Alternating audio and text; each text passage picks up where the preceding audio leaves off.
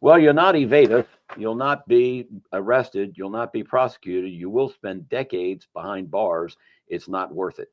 Kansas City resident arrested and charged in connection with the Tesla firebombing, arson, excuse me.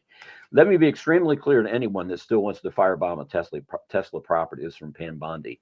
You will not evade us. You will be arrested. You will be prosecuted. You will spend decades behind bars. It's not worth, especially over there in that El Salvatorian. There you go. Nah, I wouldn't want to spend an evening there. Oh, no.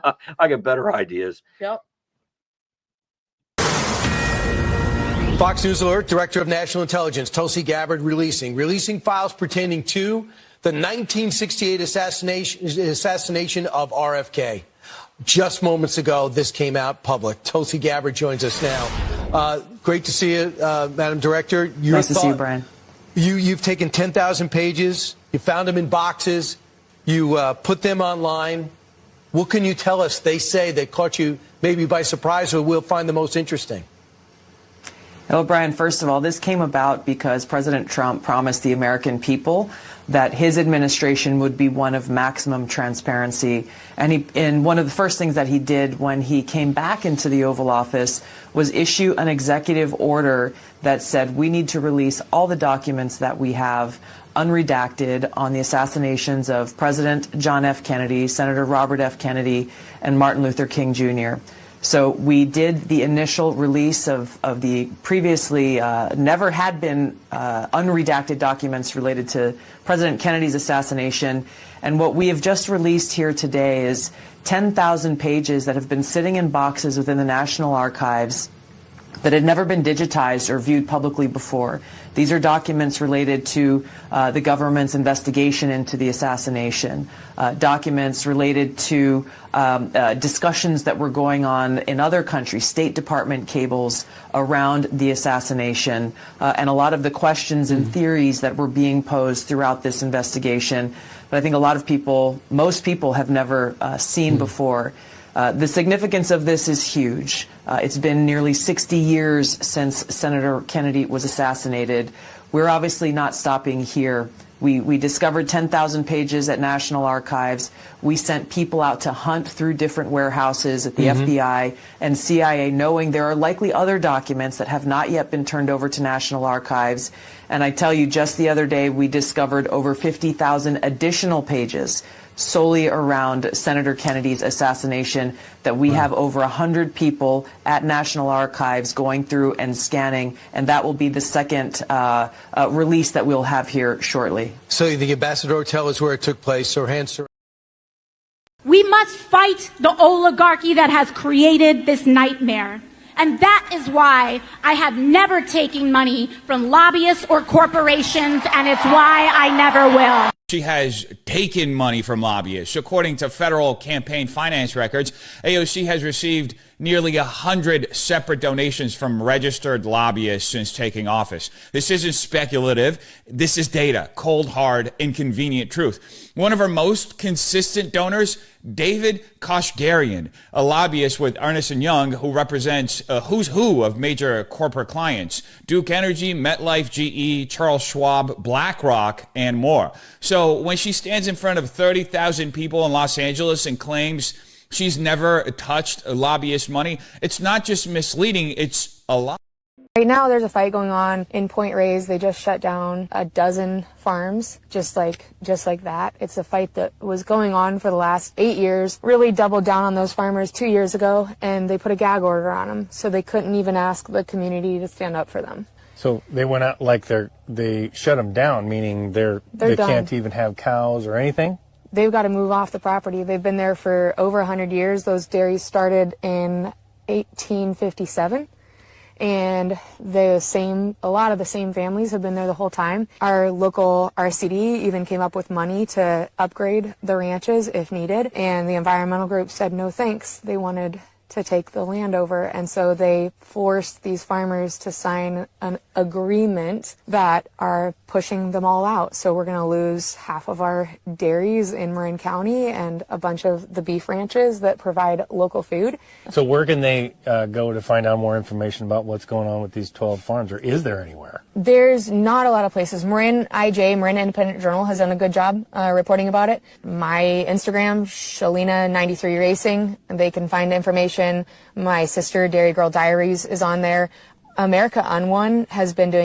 I'm not a conspiracy theorist, but this dude is, and it's very interesting. Watch this video. So the California wildfires just happened to line up perfectly with the potential high-speed rail system that they are planning to put in for these smart cities. This is sort of reminding me of something here, guys. Remember in 2019 when Melbourne, Australia had their wildfires as well?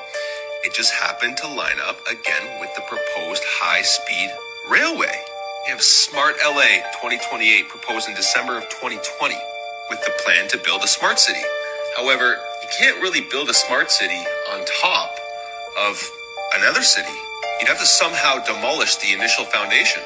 Same thing that happened in Maui with the smart city proposal from March 30th to April 1st of 2023. And then the wildfires take place on August 8th to 11th. Now, what sort of wildfires demolish everything in sight, but leave the trees and the leaves still intact? I mean, like everything destroyed to the ground, yet this bush unfazed. It's crazy that these major insurance companies would pull their policies months before this happened. It's also crazy that the fire hydrants didn't have any water in them, just like Maui.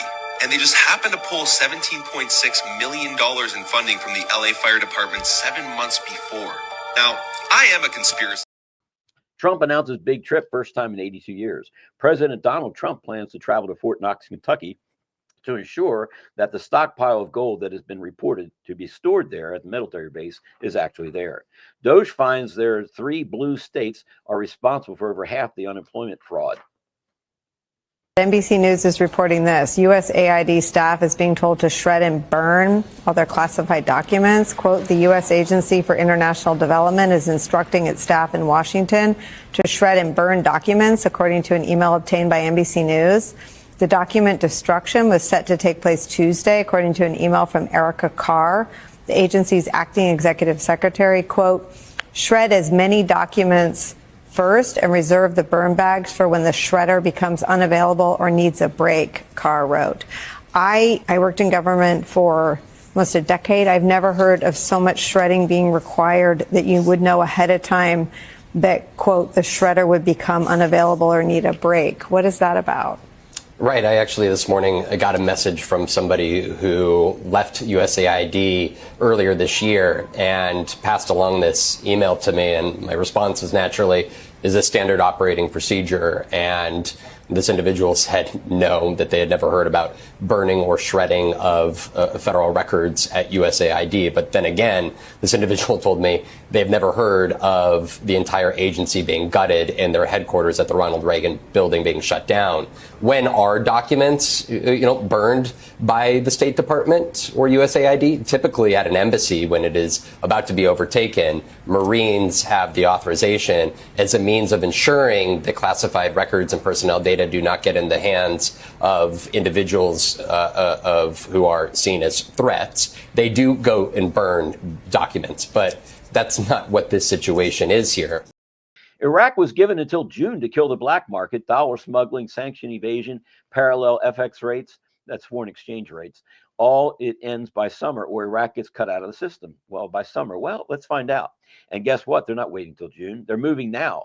The budget law was amended this past week, quietly unlocking backlog payments. The KRG oil meeting is set for April 19th and is only happening because payment terms it's happening on a Saturday. OPEC cuts Trump said he's going to be doing everything he can to make this thing happen on the 20th, which is tomorrow, Easter Sunday. the resurrection. Will our financial system be resurrected? I believe it will. All indications are that it will. And more importantly, we wanted to get out here as quickly as we possibly could to encourage you guys, whatever you can, top off the stack with as many dimes as you can right now.